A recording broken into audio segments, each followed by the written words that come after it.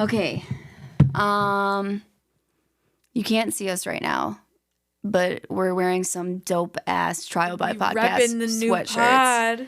They're awesome. I'm going to post a picture of us. I'm going to post 50 pictures of us on Instagram. Not today because I'm looking a little rough this afternoon. But we're going to post pictures of our sweatshirts so you guys can be so fucking jealous of us. Okay. Oh, let's do the thing. That's Emily. And that's Kelsey. And this is Trial by Podcast.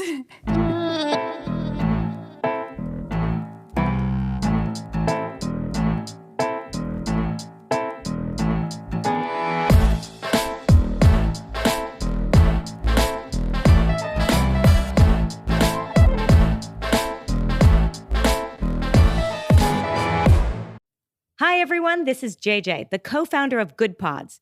If you haven't heard of it yet, Good Pods is like Goodreads or Instagram, but for podcasts.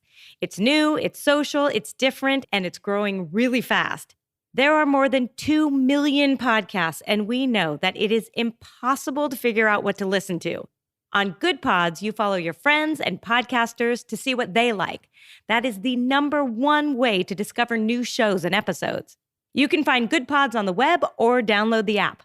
Happy listening. Threw me off for a second there. I was like, wait, my brain needed a second to compute. Okay. So today I am going to tell you the legend. Well, we're going to debunk a little bit the legend of Giulia Tofana. Oh. Have you ever heard of her? No, I like her last name though. Okay, I had never heard of her either. And I was like looking for something kind of like fun and interesting and a little bit different to do. And so I looked up, I like Italy, so I looked up Italian murderers or something, and this came up, and I found the story that said Giulia Tofana, the most prolific serial killer of all time. Oh, a woman serial killer? Yes, and they said that she murdered or assisted in the murder of, I guess, let's say, over 600 men is the legend of it. Damn. So she's lowering the men population. Wow. So this story mostly takes place in the 17th century. So there's a lot of conflicting stories, which I know after last week after we did Diamond and Tianda and all those conflicting stories, it's actually not as much as that story, but we are going to go through a little bit of, well, it's maybe this or it's maybe this, and we don't really know, but it's most likely this one kind of thing. So sorry ahead of time. Okay, so one of the main sources I used for this episode was an article written by this guy, Mike Dash, who is actually an author, but in his free time, he obviously reads a lot and he likes to read history. So whenever he finds like a super interesting story and kind of like dives deep into the history of it, but it's not like enough for a full book, he posts it on this website that he has called mike-history.com. Oh, that's pretty nice. And I'm obsessed with this guy's website. Yeah, that's pretty cool. It is the best because they're all just like super obscure, weird stories, and like it's really cool. So check it out. You're probably gonna hear me mention him in like future episodes because like he just writes about like really interesting, cool, like weird stuff, and I love it. So check that guy out because he was definitely one of the main sources for this. Hell yeah! All right. In the fall of 1791, a man by the name of Wolfgang Amadeus Mozart was visiting Prague. The Mozart? Well, you may have heard of him before. I was going to say, what? I didn't know that was his full name. What a kick-ass name. Wolfgang Amadeus Mozart. That's what I'm going to name my child. Out of his 3 names, he chose Mozart. Like, I feel like that's the last I don't think he chose that. I feel like history just tends to refer to people as their last name. Oh, I don't know. But like I said, Emily's heard of him. You at home may have heard of him before. But if you haven't, let me just tell you, he's mostly known for bangers such as this. Let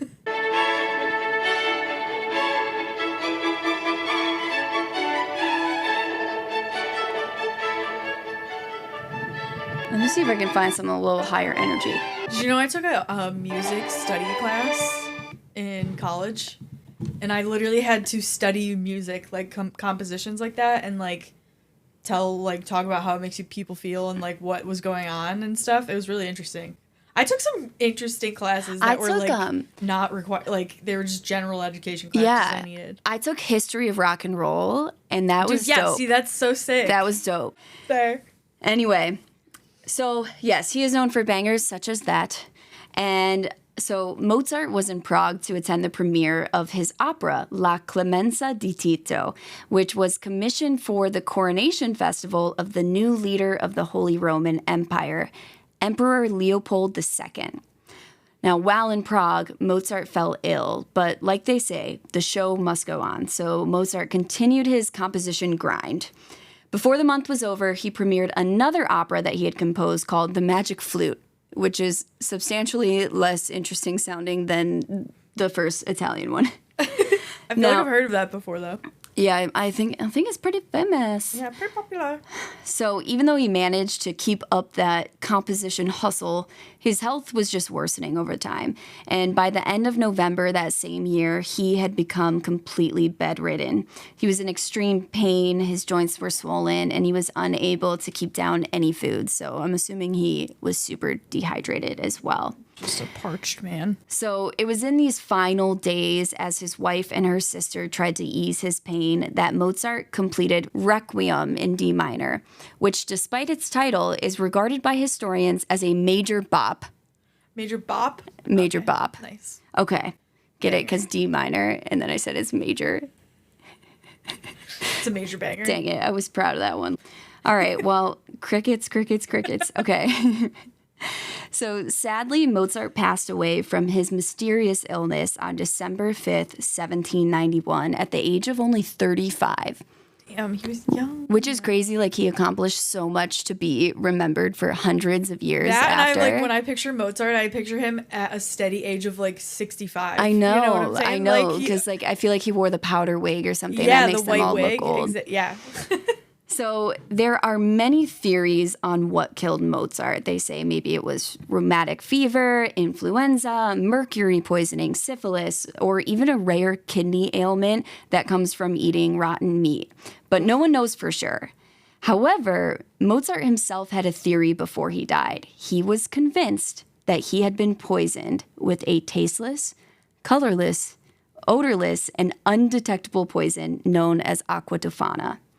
Now, before his death, he allegedly told those around him, quote, "I feel definitely that I will not last much longer. I am sure that I have been poisoned. I cannot rid myself of this idea. Someone has given me Acqua Tofana and calculated the precise time of my death," end quote. Ooh. So, what is Acqua Tofana? Well, due to the fact that it was reportedly colorless, odorless, tasteless, blah, blah, blah, blah, blah, most historians agree that the main ingredient was likely arsenic powder. But some accounts state that the arsenic was mixed with other ingredients such as, quote, toadflax, Spanish fly, extract of snapdragon, a solution of pennywort known as aqua cymbalaria, and even madman's spittle. Dude. End quote. Are the Sanderson sisters going to pop up in this? Because that sounds like a witch's brew. That is the most Harry Potter-esque. Literally. I literally, when I was writing the episode, I'm like, I have to read this in a British accent when I read it. I tried. It was not good, so I decided to spare you guys. So, not only was it said to be physically undetectable to the victim, but it was also known to be what they called a slow poison, meaning that it mimicked the slow, gradual death of various diseases that killed many people in the 17th century. So it would kill them over 4 to 5 days, and it just kind of seemed like, oh, they got really sick and died, because that's kind of how a lot of people died. Then. Yes.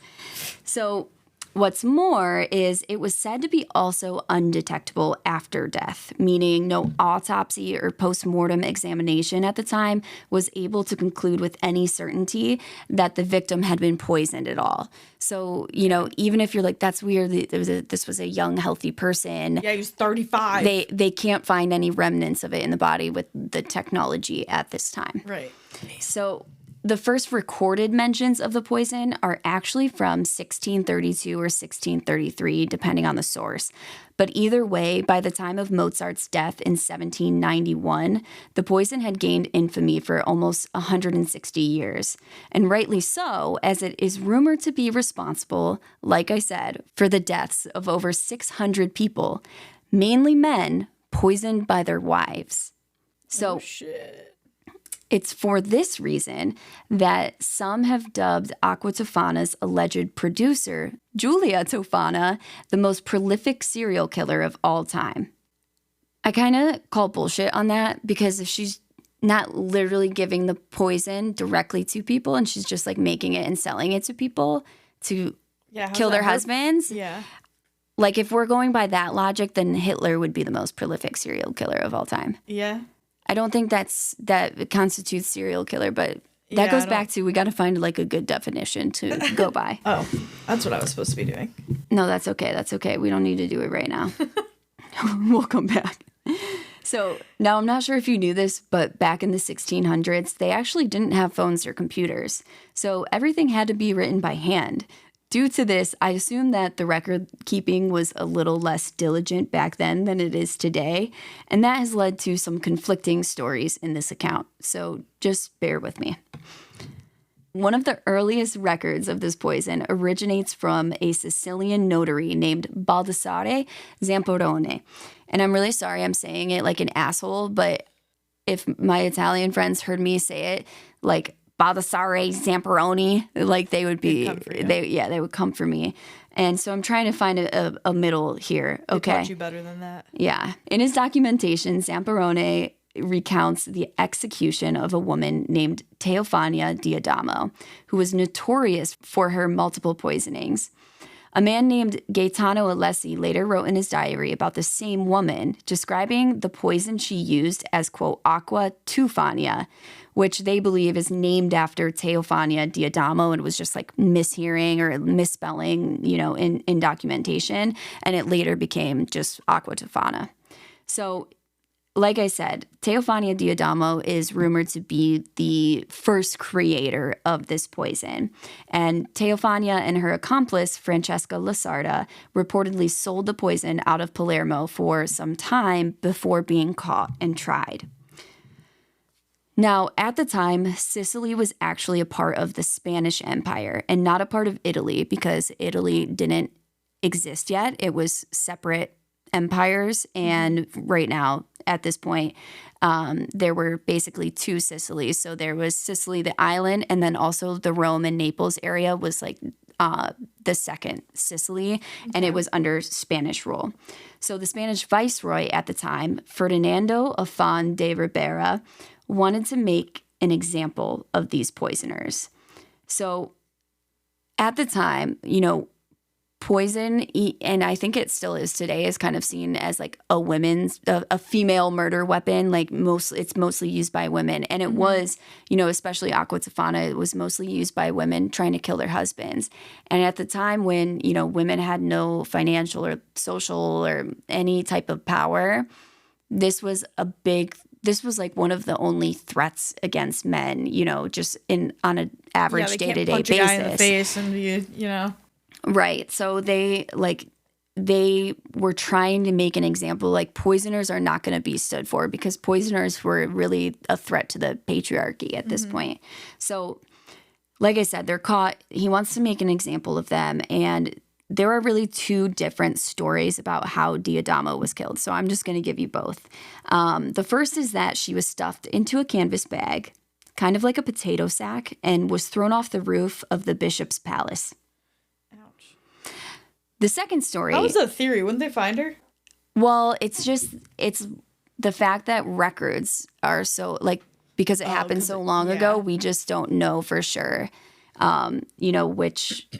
There's kind of records of both, and, maybe the names are different, or there are no names or whatever. So the second story is that she was hanged, drawn, and quartered. Do you know what that means? Does that mean they just What am I trying to say? I just had a stroke. I only asked because I thought I knew what this meant. The whipping of the leather whips, isn't that what that means or no? No, what is that called? That's lashing or something? Yeah, I can't remember. But I thought I knew what hanged, drawn, and quartered meant just because I've heard it in like history class and stuff. Yeah. I did not. Oh, and it has ruined me. Yeah, you're about to blow my mind right now. Oh, God. And so now that I know, you have to know. So I guess I should do trigger warning. This is gnarly. Rough. Okay, so what this means is that she was tied behind a horse and dragged to the execution site at a trot. What the fuck? She was then hanged, but only to the brink of death. So they made sure to cut her down while she was still alive. They then disemboweled her alive before cutting off her head to finish the job. But of course, for good measure, they did not stop there.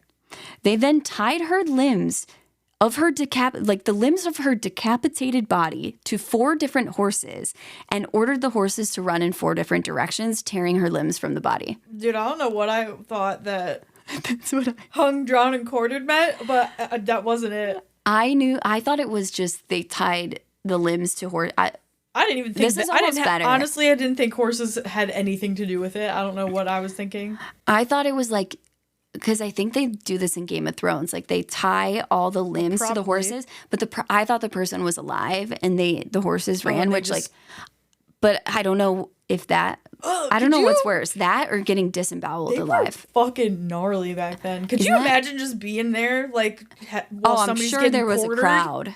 Oh, isn't that crazy? Oh my God.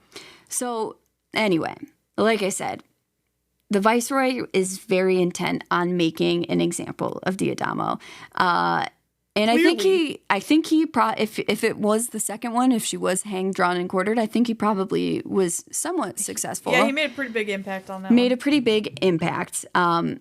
Unfortunately for him, though, it didn't do the job as well as he wanted because Acqua Tofana did not die with Diadamo, and it was actually passed down to a woman known to history as Giulia Tofana.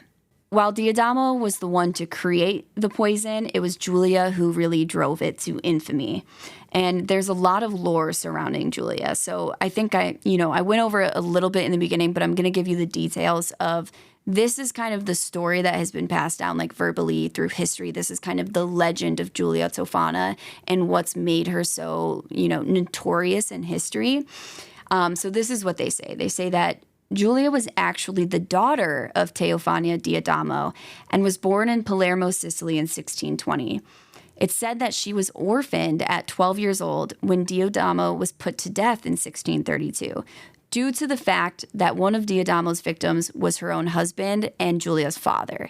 So they say, okay, Diadamo kills her husband. She helps all these women kill their husbands. She's put to death. Now Giulia is orphaned at 12. They say that Giulia's father was abusive, and for this reason, she decided to adopt her mother's name as her surname, hence the name Giulia Tofana. They think it was just passed down through history wrong. It was really, she was calling herself Giulia Teofania, but whatever. Okay. So after her mother's death, they say that Giulia continued to produce Acqua Tofana, selling the poison to women who were being abused by their husbands. And it's said that after her arrest, Giulia was tortured and eventually admitted to helping kill over 600 men with the use of Acqua Tofana, which, like I said, would make her the most prolific serial killer of all time. While this tale is fun and shocking, it's not necessarily accurate. So okay. I was going to say, well, that's a stretch for her to be the orphan. Yeah, it's kind of a crazy tale. So in reality, it's very unlikely that she ever used Tofana as her surname, and it's more likely that it was changed over time through secondhand storytelling. So her surname at birth was actually Mangiardi, but she's referenced in records under a few different names. Like people who are talking about her, they call her different things. So they call her Giulia Siciliana, which means Giulia the Sicilian, La Stolaga, meaning the astrologer, and just Donna Giulia, which is just like Lady Giulia. Okay. And calling someone Donna, whatever their name is kind of like a respectful thing to do. Mm-hmm. So it's also unlikely that she was really Diodamo's daughter, but it does seem that the women knew each other before her death, and that Giulia carried on the production and distribution of Acqua Tofana. So interesting. There's a man named Craig Monson who wrote a lot about this because this isn't a really well reported on topic, and that's why that kind of legend has been able to prevail. But he's done a lot of research and actually wrote a book called The Black Widows of the Eternal City. And he estimates that Giulia was actually more likely born around 1581, which would make her around 50 years old when Diodamo died, not 12. Because the other account says she was born in 1620. So we don't know for sure, but it's more likely she was a grown woman and was never orphaned. And again, the legend paints her as this poor orphan, but it's actually more likely that she came from a wealthy family. And we know this because at one point she was married in Sicily, and the family, her dowry paid. Paid her dowry? And the dowry her family paid included cash and 2 homes in a popular piazza in Corleone. Ooh. So the man she married actually already had a daughter before he met Giulia, and her name was Geronima Spana. So this made Giulia a stepmother, and according to all records from Geronima, she was a great stepmother. She was welcoming, loving, and perhaps most importantly, she was willing to share her vast knowledge with Geronima. You see, Giulia was known as a, quote, donna di saper, which means a woman of knowing. And in 17th century Italy, the wise women, as they're more commonly called in English translations, they were of major significance to local communities. They often acted as midwives, herbalists, healers, counselors, stuff like that. In reality, they used herbal medicine, folk remedies, their personal experience and knowledge that's been passed down through generations to like help and heal people in their community. But at the time, it was believed that their healing powers were of supernatural origin. Ooh, they witchy. Yep. So while these wise women were respected and appreciated for the role they played in their communities, which had little or no access to any sort of medical care, they also faced a lot of suspicion and accusations of witchcraft. Now, Giulia specifically was known for helping people by dealing out advice, medical cures, and even psychic readings. But despite how much effort she seemingly put into helping people, the rumors around Giulia went way further than just suspicion of witchcraft. Notably, when a young, rich, healthy bachelor died suddenly just after he arrived in Sicily and was found without all of his cash and silver, it was all missing, people around town thought Giulia must have had something to do with his death. Uh-oh. So this is kind of one of the last known stories of Giulia in Sicily, as she actually spent a lot of her life, or at least a lot of the Acqua Tofana days, in Rome. So Craig Monson estimates that Giulia and Geronima likely relocated to Rome in 1624, which was almost 8 years before Diodamo was hanged, drawn, and quartered. So that's where you can kind of see that this is probably not her daughter. She's too old. She's relocating. She's already married, all of this stuff. And it's believed that the reason that they made this move to Rome was because they were on the run from authorities, likely because of that man's death, that everyone thinks she killed that young, wealthy bachelor. Yeah, that sucks. Yeah. I don't know. Maybe he sucked. I'm saying that sucks that they think that she killed him. Oh, yeah. No, I don't know. I feel like she probably did. Maybe. I'm on but if story, he sucked, I don't know. This story is I like it. Yeah. I'm like, yeah, kill them all. Down with the men. Down with the men. But just the abusive, violent ones, you know? Yeah, Not the nice ones. Not the nice ones. Not the ones that are yeah. But yeah, anyway. So after arriving in Rome, they got in contact with Geronima's uncle Andrea, who apparently worked as a fortune teller and astrological extraordinaire. So evidently in a similar line of work as the two women, it's likely that Giulia thought he could help them establish themselves there. And boy, did he. Andrea wasn't really just your average old wise man. He was well known in the community as one of the best after he gave a psychic reading to a man and told him he would become Pope one day. That man eventually became Pope Urban VIII.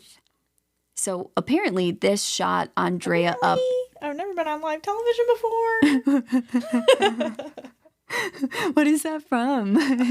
You've never seen that? No, I've seen it, but I can't remember. The little kid that's on, like, he's getting interviewed by a newscast. Oh. He's like, well, apparently, my mom says I've never been on live television before.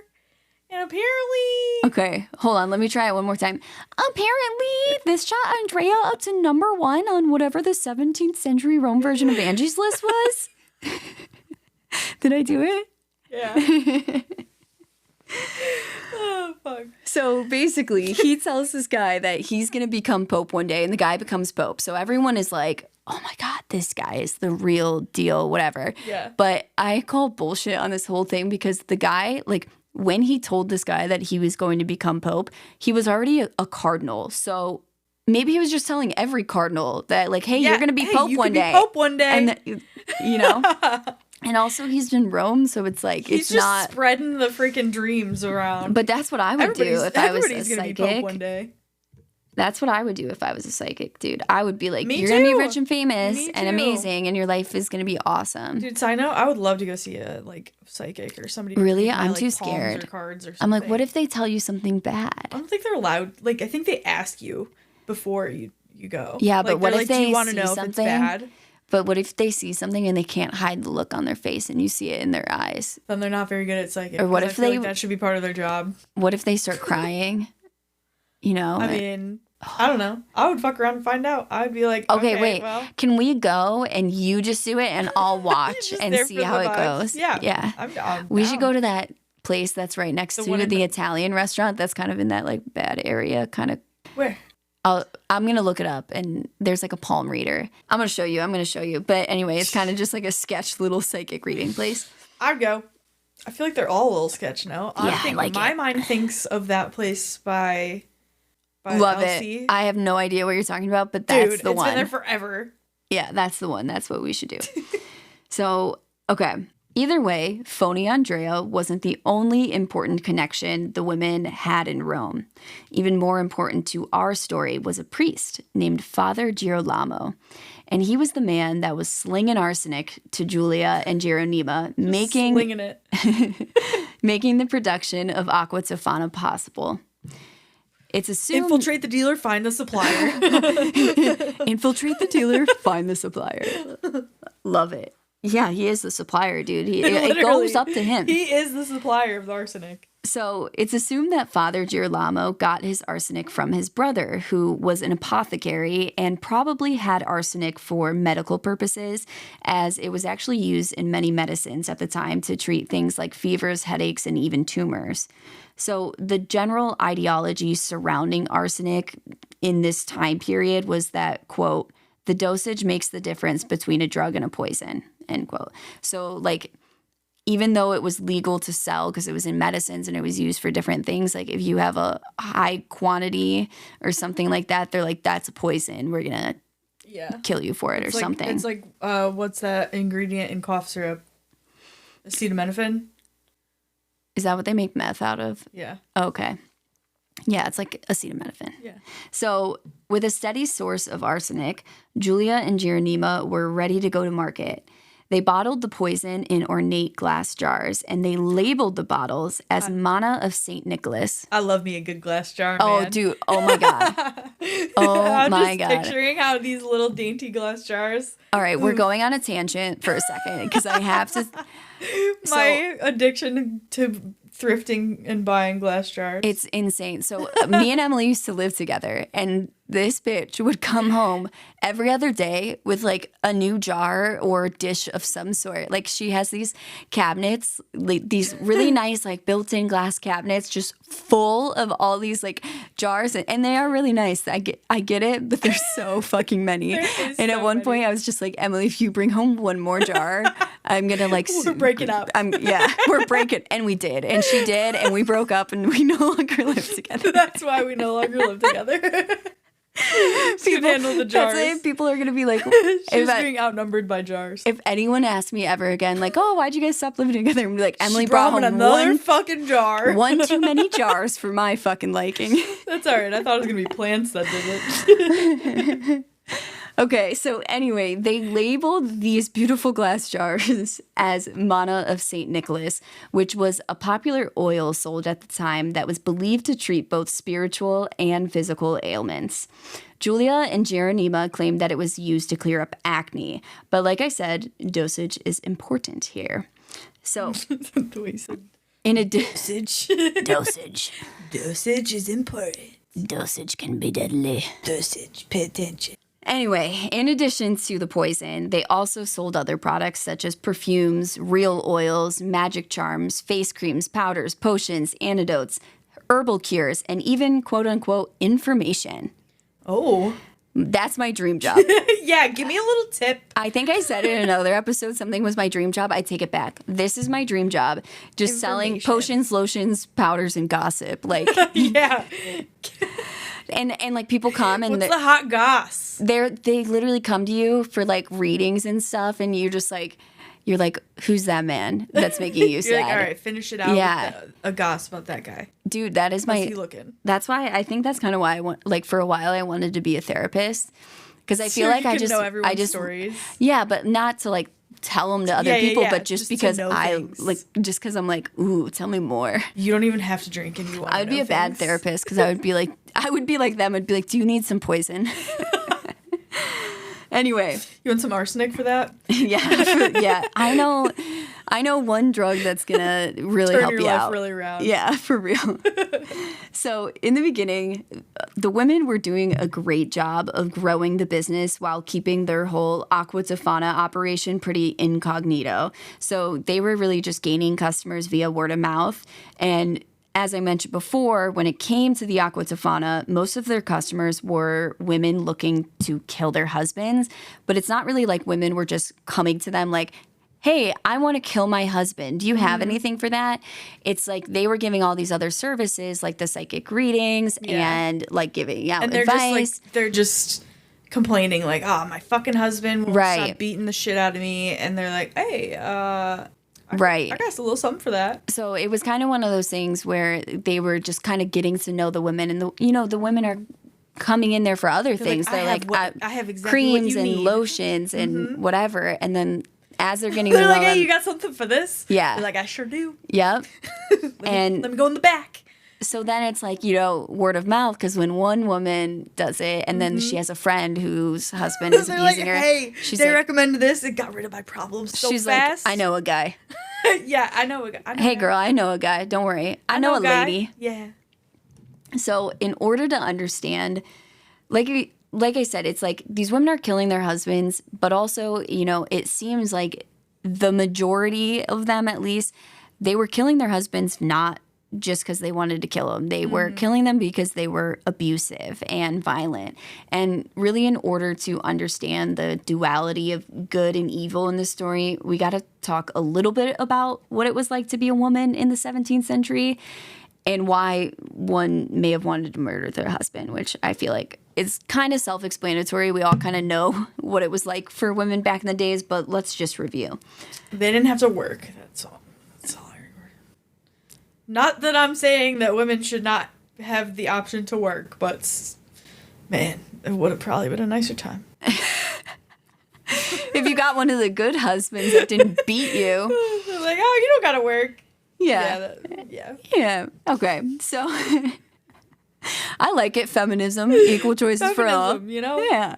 Take a gender studies class and tell me how you feel. Yeah. So at this time, women were usually married off as teenagers to older men in an arranged marriage, of course. So husbands obviously were more chosen based off financial and social status rather than their personality. It's like Bridgerton, but you don't get to choose if you and they're rarely like hot and sweet and kind and never good in bed. They're usually gross with fucked up teeth and old. Okay. So this basically meant that if you were lucky, you'd be married off to a halfway decent feller.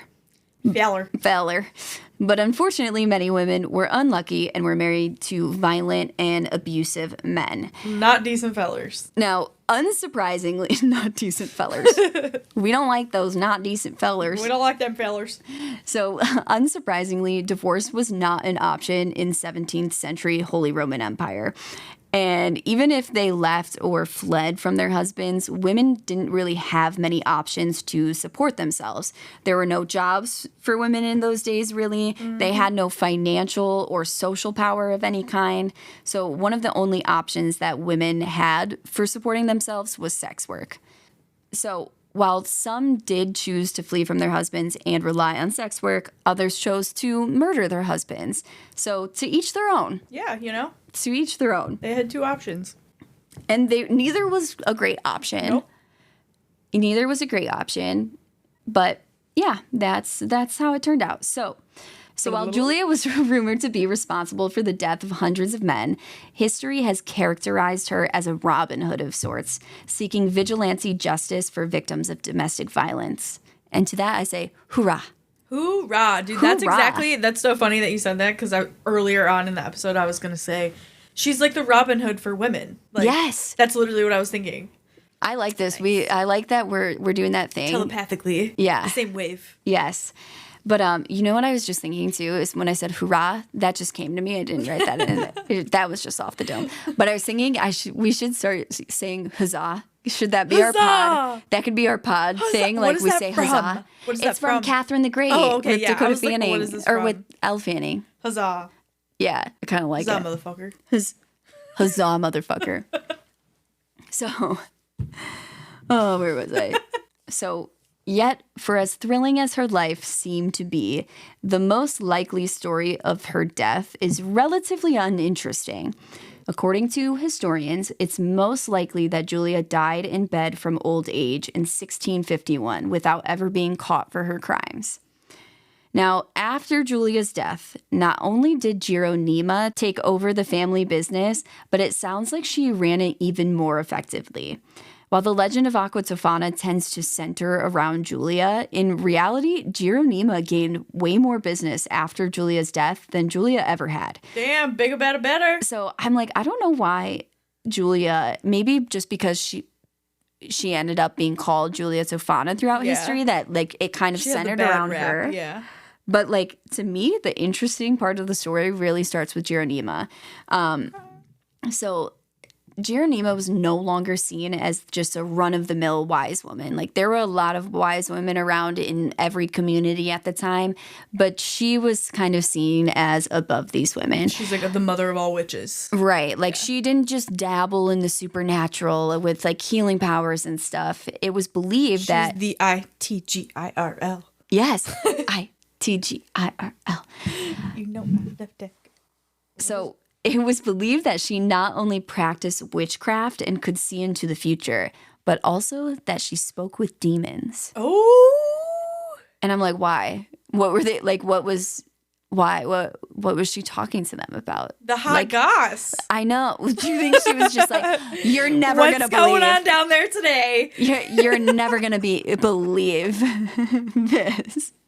So, Hades, honey. Hades, honey, stop. You'll never believe. You'll never believe what Sarah did today. She just has like an Italian American, like New York accent. Hades, honey, you're never gonna believe it. Jersey Italian accent. She's like, oh my god. She has really long nails in my mind. Yeah, I have no nails. Yeah. I love it. Hades, honey. Huzzah. So, huzzah. So oddly, despite these rumors, she was actually known to attend mass weekly and even ventured on religious pilgrimages. So she's was a two-faced to everybody. Bitch. She's talking to everyone. She's like, Jesus Christ. You're never going to believe this. What Hades told me today. I'm just thinking about, last night I went to my grandparents' house to celebrate my grandpa's 88th birthday. Damn. And I know, killing it, dude. 88? Rocking it. Shit. But my uncle, which I must have told them about this podcast, which I highly regret, because my uncle asked in front of everyone. He's like, I think it was I told my cousin, and maybe she told, because I'm like, I don't remember telling my uncle. But he's like, how's the podcast going? And I'm like, oh, it's really good. And then everyone's like, what is the podcast? So I'm trying to explain to my 88-year-old grandfather and she dabbles in witchcraft, and my 84-year-old grandmother what the and I'm like, well, it's like true crime stories. And they're like, what do you mean? And I'm like, well, they're like, why are you talking about death? Like, for example, like, you know, there's this little 5-year-old girl who was murdered. Her name was JonBenet Ramsey. Do you remember that? And they're like, no. I'm like, this is crazy. Oh, wow. My aunts and uncles did, but my grandparents didn't. And anyway. Good for them. They've been staying out of that path. The whole thing. I don't want to know. Well, the fact that they didn't know who it was, then I'm like trying to explain it, which is just making it worse. Like, who is this and why? And they're like, and then I'm like, yeah, basically this like little kid died violently. And they're like, and my grandpa goes, well, I've lived 88 years without listening to a podcast, and I'm not going to start with that one. I said, fair. Thanks, Grandpa. I said, fair, but then I was thinking about, I'm like, I don't want you to. Like, and then I'm thinking about my aunts and uncles listening to this, which, sorry if you guys are listening to this. Apologies in advance. But I'm like, this is a side of me that you guys don't need to know. Like, I'm like, I curse so much on this, and then I'm like, say, oops. It was like a montage where like a cloud came from my head of like all the stuff I've already said on the pod. And I'm like, no, you can't listen to this. And anyway. Well, since we're exposing our families, I have a quick story because I think it's funny. You can keep it in or take it out. But I don't know if I ever told you about this, but my great aunt Jackie, bless her heart, she's super Catholic, okay? And she's alive. Gives me shit about, yes. Okay. She gives me shit about my tattoos every time she sees them. Oh, I hope you don't get any more. You're beautiful as it is. Okay, thanks. But she's on Facebook a lot, and a few years ago, I think I know which. She shared this picture, and I think in her mind she was like, "Oh, like I can't wait to garden. Like I can't when I'm super old, I can't wait to have all these flowers in my garland."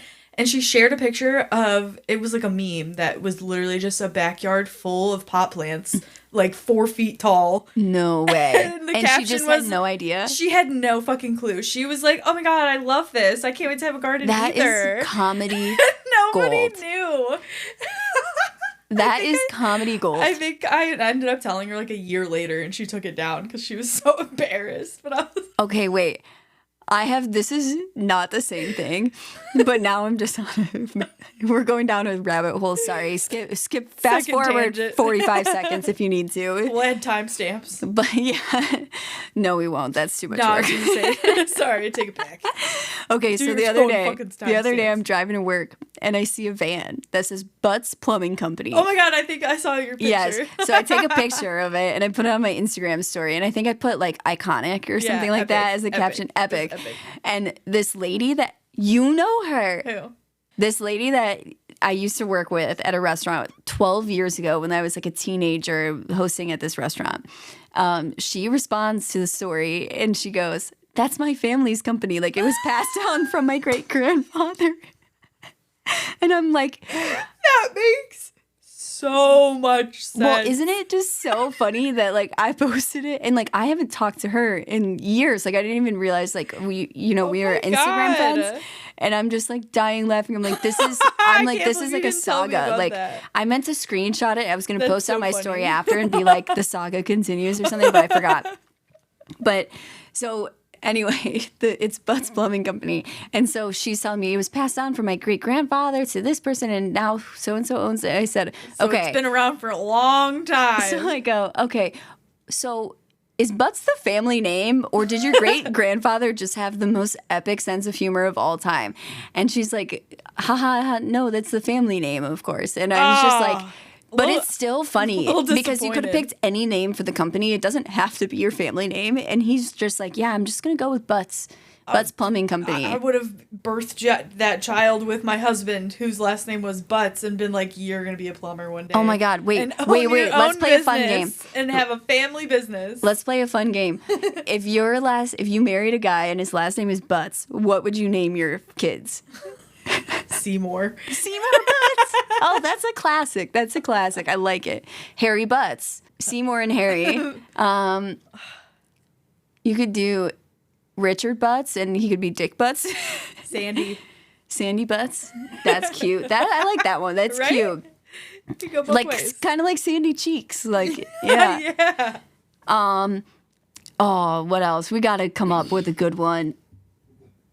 Artichoke Butts. You could do. No. All right. Ziggy Seymour Butts. was. Did you say Siggy? Ziggy. Emily, I am not fucking with you. I'm not. I was just thinking because you said artichoke butts, and I'm like, okay, what else? Cigarette butts, and I'm like, Siggy butts. I'm like, Siggy's not a believable name though. What if you did Ziggy, like Ziggy butts, like more like Siggy butts? I was like, no, I have to explain that thought process, so I'm not gonna say it. And then you fucking said it. That's not where mine went. I just liked the name Ziggy. Okay, I like it a lot. Okay. Fuck, where were we? Oh my god, sorry guys. That was a good tangent though. I liked it. And this is our pod, so we don't care if you don't. Fuck off, get your own. Just kidding, please listen to our podcast. It's already embarrassing enough that we do it. Do if you want to, don't if you don't, you know? Yeah. You're here and you're like, no, not my vibe. Move along. Yeah, that's true. You know? All love though.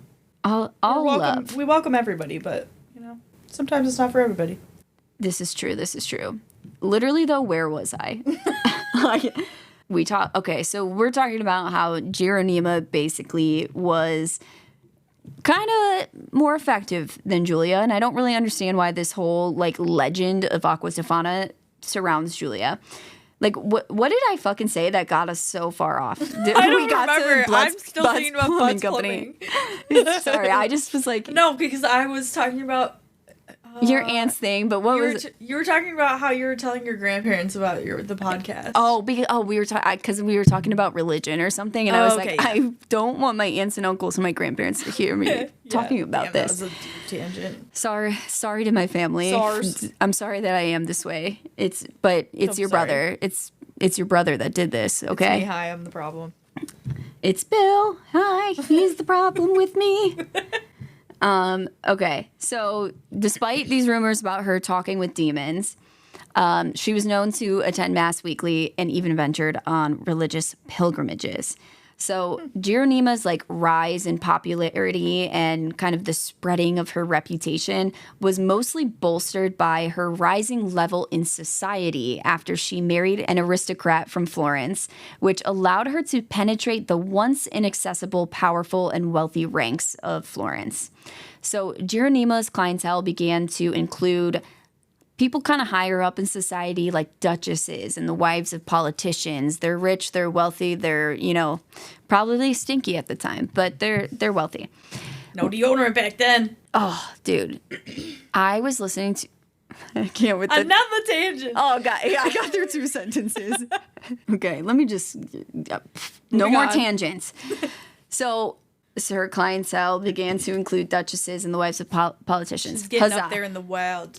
So it's unclear what role, if any, Geronima's husband played in her Acqua Tofana business, as he died before she was caught. So it's not like he was interrogated or part of the trial. Like, we don't know, if he knew. How did he die? Well, that's a good question. We actually don't know for sure if Geronima had anything to do with her husband's untimely death, but it does seem unlikely because at the time he died, they were actually in 2 different cities and had been living apart for some time because he had apparently left her and their 2 children because he was on the run, hiding from an array of people that he owed large sums of money to. Oh. And reportedly, this money was spent mostly on sex workers, food, and wine. Well, so it wasn't her. He had a whole list of other possibilities. So. Yeah. So the distance between them at the time of his death, combined with the fact that a major plague had swept Rome the same year, makes it more likely that he probably died from the plague, which is boring. What a likely story. Boring story. But by the way, when I was practicing this, I kept reading the word plague, and I kept saying plague. And I don't know why. It just was like coming out. I was like, and he most likely died from the plague. And I was like, oh my God. Because you're putting black and plague in the same word. Yeah, I don't know. The plague. The plague. Yep. So obviously her marriage wasn't the best and she wasn't very happy with this husband. We don't know if he was abusive or not, but I'm sure it made her kind of more empathetic towards these other women in bad marriages. Right. And she was actually known to to basically give away bottles of Acqua Tofana for free to like impoverished women. You get a bottle, you get a bottle, you get a bottle. You got man problems, you get a bottle. She's like, oh, you can't afford to kill your husband. You know what? I got you. I got you. Don't worry. You, babe. I'd be making this Acqua Tofana money. Honey, I got you. Hades, you're never going to believe this. Honey. Oh my God. So even so, Geronima normally dealt with more of like society's elite. It was rare at this point for her to deal with the lower class. Because at this point, she had a network of poison dealing wise women who like the rest of these other ringleaders in her organization, they kind of dealt with the lower class. Okay. So she was basically the Pablo Escobar of poison at this time. She's the Tuco Salamanca. Who's that? Dude, Breaking Bad? Oh, I haven't seen Breaking Bad in a decade. Oh my God. I gotta rewatch it. So anyway, she's the Pablo Escobar and she has her little like ringleaders below her that would run their own territories and all of this. Mm-hmm. And one of these women was a Roman woman named Giovanna de Grandes. My fucking brain. While it's unclear exactly how many husbands Giovanna had throughout her life, it is well known that she was widowed many times. Oh. Which I find a little sus. At first I think I just thought out loud. I was like, oh. Because I'm like, that's kind of sad. But then I'm like, I know how she deals with things. Yeah. So, red flag. Red flag. So, yeah, by the way, guys, if you meet a wonderful lady and she's like, yeah, I've been widowed 5 times, you should probably be like, yeah, I think I'm busy you should probably tomorrow. Swipe left on that. So by 1659, a widowed Giovanna who relied on the impoverished to make her own living because that was kind of her clientele, she found herself struggling to get by financially. But she had one new client that was coming to her pretty regularly. So this was kind of like a good sign for her. Now, at first, the woman would come in for astrological and psychic readings. But over time, her visits became more frequent and the woman began revealing more and more to Giovanna about her troubled marriage, telling her that she was desperately unhappy. So Giovanna, of course, eventually recommended Acqua Tofana to her, and the woman accepted. So the pair bartered on a price for a bit before deciding like when and where to meet to do the exchange.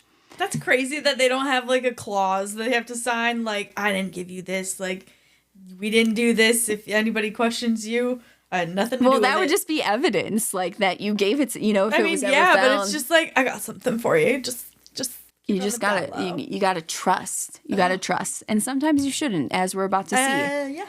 So, Giovanna showed up as planned, and as soon as she handed the bottle over to the woman, 2 witnesses who were hiding under a bed popped out, and the chief of police, as well as a notary, appeared from where they were hiding. Damn! Surprise! They had a whole ass notary there, too. Dude, a whole ass notary. Whole ass notary. And you want to know where the chief of police and the notary were hiding? Under the bed? Behind a curtain. Oh. Surprise! That is the most gotcha shit I've ever read. Like, right? Imagine just like the chief of police with probably some fucking crazy hat on, just like popping out from behind a curtain. Hey. Like, gotcha, bitch. Dude, it's like the fucking Kool-Aid man. Yeah!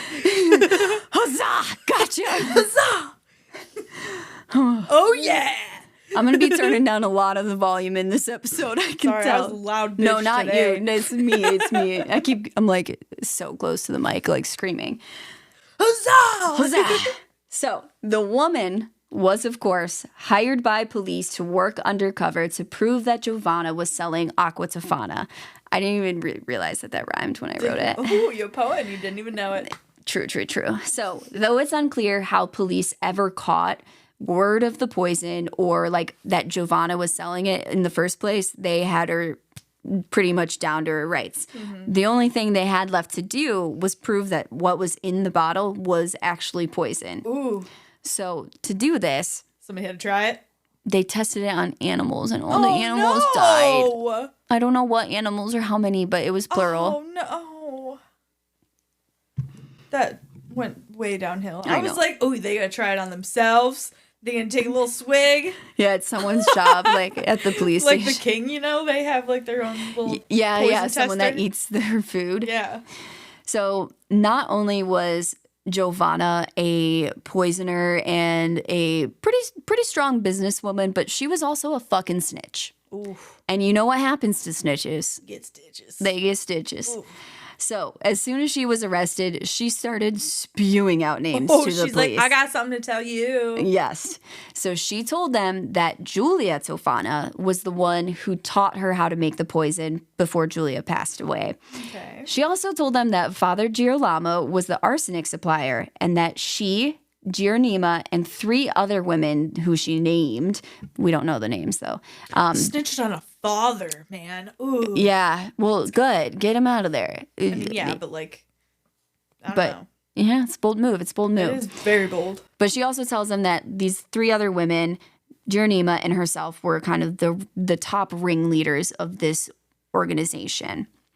HBICs. So, they go and get all 3 of these other women, and they all confess to police as well. But Gironima refused, despite the fact that not only had she been named the leader of this organization by all 4 of the other women, but her own servant even told police about what she was doing. So at this point, she's got 5 witnesses saying they were all like, ooh, I'll talk, okay. And she's just like, nah, it wasn't me. Oh, shit. She's just like, going to the grave. Like, and at this point, I'm sure they like found all her poison. And I don't know for sure. Like, I didn't see anything about that. How'd that get there? I don't know how that got there. That's not mine. You just moved that in. I don't know. Oh my God, Hades, you're never going to believe what they try to blame on me. They fucking told me that my stuff was mine. It's like, it was not. So it's likely, though, that her reason for denying the allegations so tenaciously was that at the time, a person Hades told her not to. Hades told her not to, yeah. You gotta deny. Deny. No, really what it was is that at the time, a person could not be executed for a crime if they didn't confess to it. Oh! So she's like, you're not gonna get me. Yep. Ooh, and while torture was commonly used at the time in order to elicit confessions so they could put people to death, none of these women were tortured, not even Gironima. Now, no one knows for sure why they decided not to torture them, but it's assumed that the police feared the repercussions of the women's supernatural powers. And it was also a common belief at the time that witches were able to withstand intolerable levels of pain. So it's possible that they just thought, torture's not going to do anything. Anyway. Yeah. Good for them, man. I They're like that. Hey, I'm a witch. Yes, I am. I feel like me and these police have the same work ethic. They're like, well, it's probably not going to work, so I'm not going to try it. It's just a waste of time. Waste of time. So with that being said, they did find a loophole around this whole no executions without a confession law. Apparently, all the Pope... what was it? Apparently. I've never been on live television before. Apparently, all the Pope had to do was write a decree saying that they could kill her anyway. And so they did. Oh, shit. So, that was quick. Yep. Yeah, he was like, I don't like this one in this case. Like, we can make an exception for her. Yeah. That was really nice of him. So, in July of 1659, Gironima, Giovanna, and the 3 other ringleaders were tried on 46 counts of murder. They were found guilty and hanged in front of a crowd in the Campo dei Fiori in Rome, which, Emily, we have been there together. Oh my God. Whoa, where was that? It was... I meant to pull up the picture before. So it was that piazza. We had lunch there, and it had like the yellow plaid tablecloths. It was in that piazza. There's a big there was statue two, in the middle with fountains. I was gonna say there was two fountains, and I got pictures of you and Courtney, like because it was super sunny and pretty, and then like down low. Shout out Courtney. Hi, Courtney. Hi, Courtney. But yeah, so we were all there together, and what we didn't know at the time was that they hung people there. That these witches, quote unquote witches, were hung in that piazza. Damn, isn't that crazy? Yeah, that just gave me chills. I know, and I'm like, well, this is why, like, I'm like, I need to look up all the history of these places. I know, I want to go back. I know. I need to go back. Let's do it. Well, we are going back for Alex and Hannah's wedding. Oh, well, are they for sure doing it there? June 2026, baby. Shout out Alex and Hannah getting married in Italy, so we get to go. My favorite couple ever. So there were also 6 like lower tier poison slingers that were tried, and over 40 customers that were also tried, and all of these people were sentenced to life in prison. So I don't know for sure, like. Okay, so the ringleaders were sentenced on 46 counts of murder, and then there were 6 other people tried that were sellers of poison and 40 of their customers. So I don't know if that's why it was 46 counts of murder or whatever. Mm-hmm. But I'm trying to like do the math here because the whole legend is that it's 600 men, whatever. Yeah. But anyway, one big surprising fact was that Father Girolamo, I keep wanting to say Girolamo. Father Girolamo, he was never tried for anything, even though he was named by all of the women as the arsenic supplier. And the Pope also ordered that certain names be removed from the trial transcripts. And all of these were assumed to be, of course, names of the wealthy and powerful in Rome at the time. They be talking to Hades. They be telling him, no, not him. Hades sees everything. He does. Father Girolamo, that little bitch. I'm on this thing against priests right now because... soon I'm doing an episode on the priests of Boston. Ooh. It's going to be good. I saw that movie. But it's... And I've seen a documentary about it. Spotlight. You got to send me the documentary. I haven't seen the documentary. But it's going to be a lot of research. It's going to take me some time. So give me a couple episodes. But we're going to get there. I also found a fun whistleblower episode for you because you keep calling people whistleblowers. So I found a story that includes a whistleblower that I think you're going to like. Okay. I don't know why. I don't know why that's like one of my favorite things, but I just remember learning about that in school, and I'm like, oh, they just like told everyone's business. Like they just fucked some people up, but like the people that deserved it, you know. Yeah, you're gonna like this story. It's a good one. Then. So, like I mentioned in the beginning, the legend has it that Acqua Tofana had led to the deaths of over 600 men. Yet the trial seems to be centered around like 50 to 100. I'm not sure if like some of the counts were for like the same death. You know what I mean? Yeah. So I'm going to say around 50 to 100. Okay. So I don't really know where this number 600 came from, except for the rumor that Giulia was tortured to death and she admitted to killing over 600 men. So I don't know. But it seems to be a little bit less than that. Yeah. Now, unfortunately, it's pretty much impossible for historians to go back and try to estimate how many people really died from Acqua Tofana due to the fact that about 19% of the entire population of Rome died from the plague that hit them in 1657. So almost 20% of the whole population of Rome died from one plague. Damn. And they were having plagues left and right, I dude. knew. Yeah, I was going to say, I knew plagues were the plagues were pretty bad. The plagues. Man. So despite... That's a lot. I know, dude. I was like, that's crazy. Yeah, that's a lot. Definitely. I feel like I was going to look up what COVID did, but then I was like, we'll probably get flagged or something. And they'll be like, don't listen to this podcast. They're giving out false information. Oh, yeah. I was going to look it up, but I was like, you know what? Google might give me false information anyways. So, despite the demise of the women associated with Acqua Tofana, the poison itself persisted past their deaths. Some accounts even raised the possibility that Giulia might not have perished in 1651, contrary to the prevailing theory. What's more is, as there's no record of her arrest or mention of her in any like trial records or anything of that sort, some believe that she may have continued the production and sale of the poison herself. So they're saying like this whole organization was like taken down. Who continued it? And some people say Giulia. Okay. So we're gonna go over. I think it's unlikely, but let's do it for the story. Let's do it. Hades, you're never going to believe this. Hades. One of these accounts stems from an 18th century French Dominican missionary. Ooh. Okay, I'm going to stop that now. So this French Dominican missionary who had written about an old woman who was arrested in Naples for poisoning people. So this is a real woman that he met, and he's writing about her like just kind of in his own journal type of thing. And he said that he met her, she was arrested in Naples, she was a poisoner, and she was executed in 1709. Now, a lot of this, he never names this woman, but a lot of the details that he writes about her, they seem to match Giulia.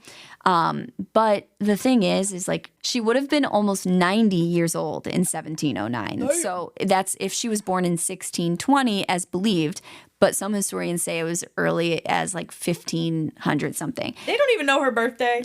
Yeah, I know. But the point is like not many people were living to 90 years old in Rome. That's what I'm thinking. I'm like, I feel like the life expectancy was like 40 something. Yeah, probably. So anyway, I don't think that this woman was her. Not likely. Now, another account suggesting that Giulia may have lived past 1651 came from a doctor to the Holy Roman Emperor, who later wrote about a woman who used Acqua Tofana to, quote, kill more than 600 men, women, and children in Naples, end quote. So that might be where that 600 number came from. Okay.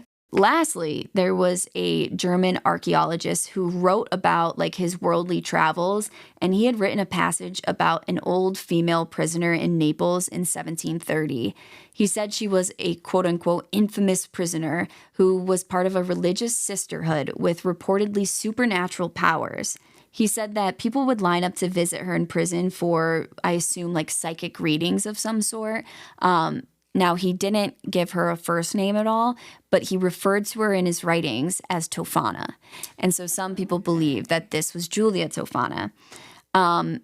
But again, he's saying that he met her in 1730, and he does refer to her as like a really small, like tiny old shriveled up lady. That's not verbatim, but that's pretty much giving 90. It's giving 90. But again, by 1730, if she was born in 1620, she would have been 110 years old. Oh, so unless she really did have supernatural powers, it's more likely that this was just a woman who sold Acqua Tofana and adopted Tofana as her surname for marketing purposes. So she's genius. Like, yeah, because, you know. Yeah. I'd be like, yeah, I'm Tofana. Yeah, like That's me. This poison is named after Moa. Yeah. Moa. I'd be 110 years old. Yep. That's me. So because of the lore behind it at this point, like, the 1659 trial of Giovanna and Geronima and all those people, it made it extremely famous. So it's, again, this lady is probably, unless Giulia had superpowers, she's not Giulia. She's just a lady that's like, I'm going to make some fucking money off of this and I'm going to use this name. I'm going to ride this train. So these stories have all been attributed to Giulia by secondary sources over time, but it's more likely that they've just been like, they're all talking about different women, and they've all been mashed together into this one legend, which is kind of how we got to like the legend that I told you at the beginning of the story. Mm-hmm. So that's kind of what that guy Mike Dash I was talking about and the author Craig Monson have kind of dug into, is they've kind of like debunked this myth by going back to primary resources that's like people's personal writings from the time. Yeah. While we've discussed like a handful of the wise women who played a role in the legend of Acqua Tofana, they're only a small part of a much larger, quote, magical criminal underworld, end quote. I just had to include that. I like that. Words. Magical criminal underworld. Like that sounds...